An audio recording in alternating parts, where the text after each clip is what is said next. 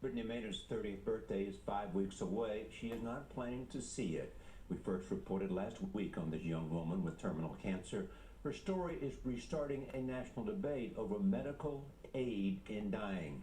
Jan Crawford is in Portland, Oregon, where Maynard gave us her first television interview. Jan, good morning. Well, good morning. Brittany Maynard thinks that she may die before the end of the month. And as certain as she seems to be about ending her life on her terms, there is a lot of sadness and also some fear about what's ahead. I don't want to die. If anyone wants to hand me like a magical cure and save my life so that I can have children with my husband, I will take them up on it. She's 29 years old, recently married, and was hoping to start a family. Now, Brittany Maynard is planning her death, choosing to end her life before cancer can destroy her. I think until anyone has walked a mile in my shoes and knows what they're facing and has felt the, just bone-splitting headaches that I get sometimes, or the seizures, or the inability to speak, or the moments where I'm looking at my husband's face and I can't think of his name. Maynard found out this spring she has the most lethal form of brain cancer and says doctors told her she may only have 6 months to live. Her medication has drastically changed her appearance, but she's decided to forego aggressive treatment and die, as she puts it, with dignity. Did you have any pushback from your mother or your family? I think it took my family a little while to realize that this is what made sense, because no one wants to hear that their daughter is going to die. No mother should have to lose a child. It goes against the grain of nature. And so many would say, I just want one more day, Yes. don't end it. But my mother is not selfish enough to say, I want one more day where you're suffering. Maynard was raised by her mom, a single mother in Southern California. She had an adventurous spirit and loved to travel. With degrees in psychology and education, she planned to be a teacher. It seems like now when she's thinking about her death, part of the reason she's thinking about this is also because of the people around her that she loves. Early on, I told her it would be my honor to take care of you, whichever way. If you need to be fed or diapered,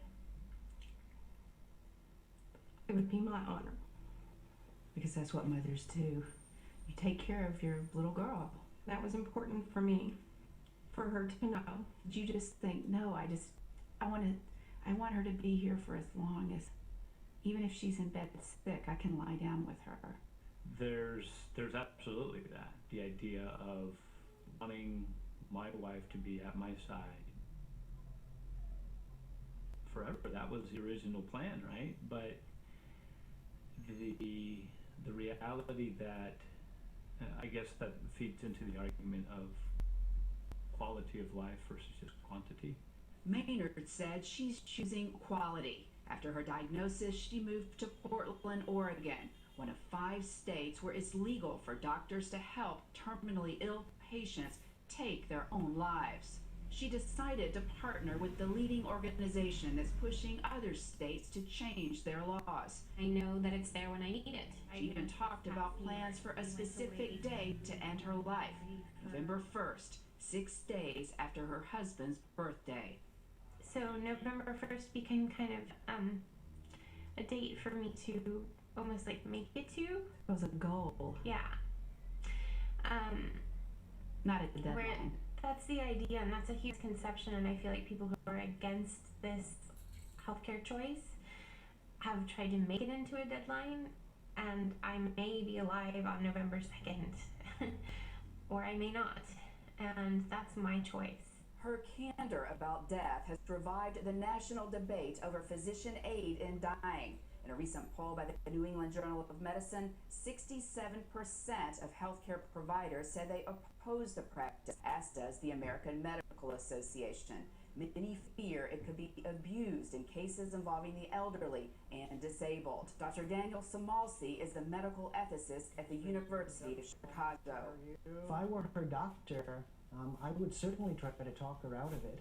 I would try to tell her what the opportunities are for her to live to the fullest possible extent that she can, even while she's dying. But Maynard says it should be her choice, how and when to die. So to the people who would say, well, you're choosing to end your life, that's suicide, you would say, no, No, it's cancer is ending my life. I am choosing to end it a little sooner and in a lot less pain and suffering. Do you ever just feel like angry? I have at points. I have less of that now. It's mostly sadness. Is it sadness of just everything you'll miss? Is that, or is it specific things? Yeah, it's mostly, I'd say most of my sadness centers around how much I wanted a family. And it feels like, for me, that was always like how you created a legacy, was like through your children. And sort of inadvertently, through sharing my story, I've realized there's a bit of a legacy I'm creating this way, and I'm not ashamed of that. I'm not ashamed to attach my name to what I think is a right that should belong to all terminally ill Americans. I really do. Now, Brittany Maynard says that she doesn't know when she will end her life, but that she's gotten a lot of comfort just knowing that she can make that choice. And you know, the interesting thing is, since this law took effect here in Oregon 17 years ago, more than 1,000 people have gotten prescriptions from doctors for drugs to end their life. Just more than half have taken them. Nora? Jan, really incredible interview, but Charlie and Jane and I are sitting here very, very touched by her decision. I mean, she's clearly very courageous. What about what she just talked to you about with you about her legacy now becoming part of this larger movement?